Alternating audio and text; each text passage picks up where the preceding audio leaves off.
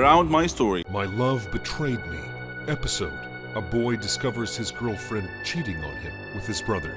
I feel very upset and don't know how I did that. Let me tell you what happened to me. I mean, what happened to us. I'm Mark. My story began when I met a beautiful girl with yellow hair and a very soft and gentle voice. I met her in the motor race that I always go to, as I had no competitor in driving it. I used to take my brother Lucas with me every time I went, but he didn't like to do anything other than sit and encourage me. He used to come, clap, drink Pepsi, and go home alone. He was a strange young man. I don't know if he was introverted or crazy. He loved poetry and drawing, my exact opposite. As for me, of course I don't need to tell you. On race days, girls were around me everywhere, and I did not know how to get rid of them, screaming, following, and chasing me because I won. The winner always wins in everything, love and life. But one day, I noticed a very beautiful girl standing far away, wiping away the tears of another who lost the race. She attracted me a lot, so I decided to make a trick to make her chase me, or at least take care of me. But I had to hide from these crazy girls, and I entered the bathroom, cut off my clothes, and hit myself with 2 very hard punches. First I came out, the girls screamed, not out of joy, but they were afraid of my appearance. Charlotte was as beautiful as the stars among all the girls. She approached me and asked me about who had done this to me, and I described the boy she was standing with so she could forget him completely. I couldn't describe how she looked at this time. Her eyes sparkled, her hands shaking. She turned around in the stadium, and she didn't find him in the crowd, as if he had disappeared. Her feeling of pity for him changed became for me, and I was able to hug her when I wrapped my arms around her, as she helped me after I seemed to be dizzy. Then I was a pillion passenger in her motorcycle. We flew quickly, and when we got home, Lucas opened for us and freaked out, and he forgot the poor girl at the door. So I entered behind me, left my bag, and was about to leave. But I won't let her go, and I screamed, Lucas. And Lucas was disturbed and talking to me, but I didn't care, and was focusing on this beautiful girl who came back to me quickly as soon as I cried out of pain. Then Lucas noticed her and gave her juice and applied poultices to me. Since then, I and Charlotte became friends. Every day we hang out together, and I felt the tenderness and the kindness of her heart. I became much attached to her and loved her. She also kept bringing me presents, and we kept having dinner together, me, her, and Lucas. When we finish dinner, Lucas goes playing music and painting, and Charlotte and I enjoy watching a movie together. We had good times, couldn't be forgotten. But one evening, I went to the bathroom, and when I came back, I didn't find Charlotte. I looked for her in the whole house, and finally, I found her opening the door of Lucas's room, and watching him. I approached her and said, "What's wrong, my dear? Are you bored? Let's go out tonight if you like." She nodded her head, and we spent the whole evening dancing, loving, and laughing. The next day was my birthday, and I wanted to know whether she remembers it or not. That day, Lucas was so busy. He had a lot of calls and messages, so I thought he fell in love. I entered his room, took his mobile, and found a video of Charlotte saying that she did not want to be with me because she loved him, and she will tell me that today, as her love for me has ended. I was shocked, felt dizzy, and I felt that there was something below. It was a brown leather wallet she brought him, like the one she brought me. I opened it and found their picture in it. So I decided to kill them both, and I made them a trap. I called her and asked her to come early at night because I invited my friends to my birthday, and I asked Lucas to celebrate with me. He agreed and started to prepare the cake himself. When she came, I opened the door for her. She entered, and it was dark in the house, as if a festive atmosphere. As soon as she entered, I called Lucas and asked them to wait for me to get the juice. Because they are the two I love the most, and the two who loved me the most, and they drank the juice after I put the poison in it. After 2 sips of it, they fainted, so I tied them together with a rope. I got into the car and threw them into the lake closest to our house.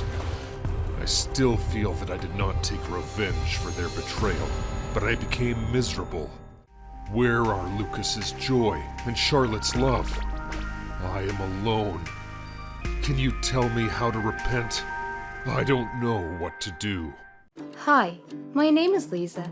Every day, I receive hundreds of flower bouquets and a lot of chocolates, endless amount of food, and a lot of party invitations, a million messages from social media accounts, and a lot of very expensive gifts, like jewelries, designer clothes, bags, and perfumes. But no, they're not for me. They're for my boss. My boss, Ellen, is a former beauty queen. I think she's just a little bit older than I am. She owns a cosmetics company and she is so successful. Not to mention, she's the most beautiful woman I have ever seen. No wonder a lot of guys are head over heels for her. And as her assistant, I get to be the one to reject him.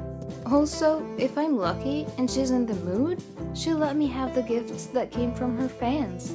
That's why I have signature clothes, shoes, bags, and perfumes that I have nothing to use for.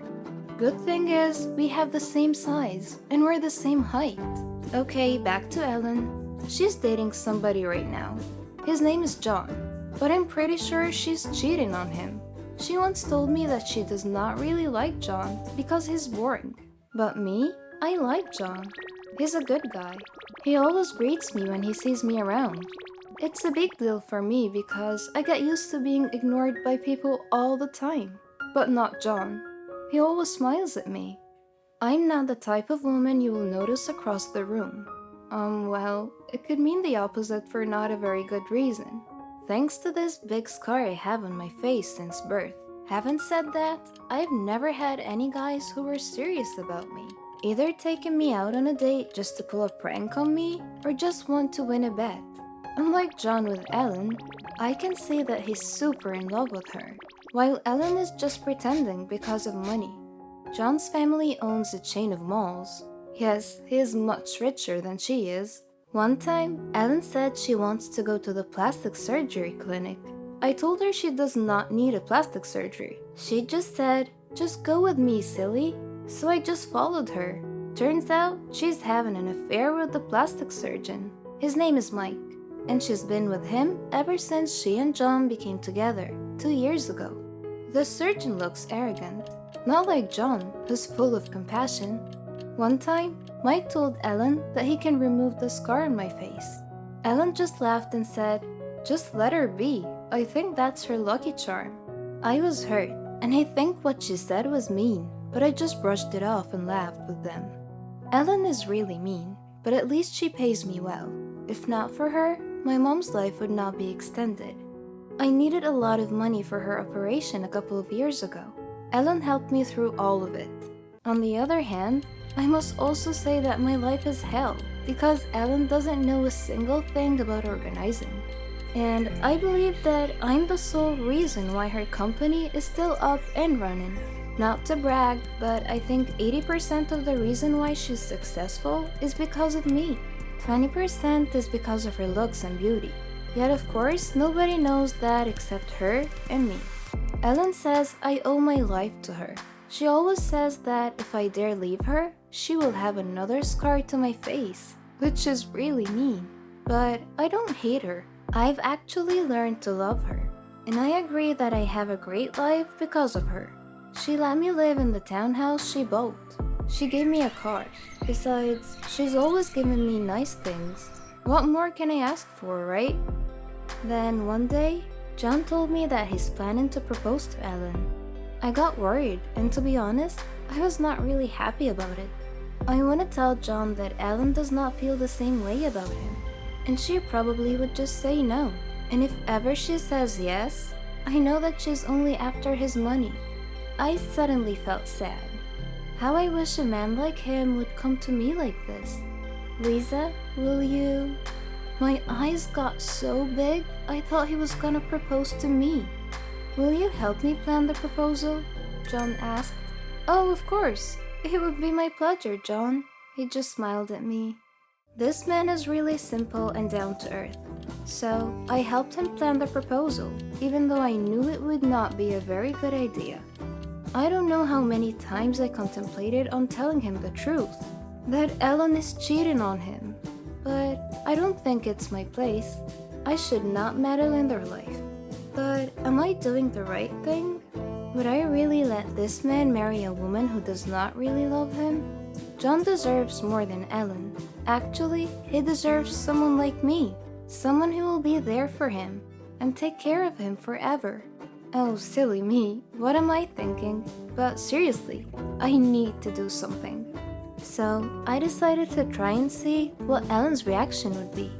When I asked her, what if John proposes to you anytime? She just said, really? That would be awesome. Her plan is to get married to him, get divorced, and get half his billions. What an evil plan. I don't want that to happen. Neither does Mike. One time at an event, Mike and I got the chance to talk, and he said he'd like to meet me at his office on Saturday at 9 a.m. And so I went there. Mike made an offer that is very tempting, but I had to refuse it for so many reasons. He wants me to pretend to be Ellen. He said he would fix my face and be Ellen for 6 months. Why? I asked him. I needed to know why I had to pretend to be Ellen, because that doesn't make any sense. I had to ask Ellen, and I finally learned the truth. Ellen is pregnant. She's pregnant with Mike's baby, and her tummy is already showing. She doesn't want her plans to be ruined, so the plan is she would have me pretend to be her while she and Mike go somewhere far, far away to give birth to their baby quietly. They don't want John to know because then the engagement would not happen. The engagement is set to be tonight. I planned it, so of course everything is perfect already. But I told John to postpone it. I can't do it. My mind is eating the best of me. I just told John that this is not the best time to propose because Ellen is not in a very good place right now. When Ellen learned about it, she got super mad. She threw me out of the house that she gave me, took back the car and the things that she gave me as well. But I know things will be better. I have savings, and I could use that to build my life again. I could find a new apartment, I could buy a cheap car and a few cheap clothes and bags. I motivated myself and I told myself multiple times that everything should be alright. I even met a guy named Alan, my next door neighbor. He's been nice and we went out a couple of times already. I think he likes me. It's about time I got a boyfriend. I miss John though. He's calling me all the time. But I don't want to have any connection to Ellen and her sick mind anymore, so I don't answer his calls. One time my sister called me in the middle of the night and said that my mom was brought into the hospital and that they needed a lot of money for the operation and the care she would need after. So I ran to the bank with Alan and I withdrew all the money that I had left, which is not enough, but under the bed and only Alan knows where I put it. That night, Alan decided to stay the night. He spent the night and something intimate happened. I woke up with a smile on my face which quickly got replaced with tears. Alan left with all of my money. He also took all of my jewelry, my wallet, and even my cell phone. Desperate as I was, I went to Mike's office. I told him and Ellen that I'm very sorry for running away. I told them that I really need money because my mom is sick again, and it's worse than ever. They said they're gonna pay me good money if I do as they say. I thought, why not?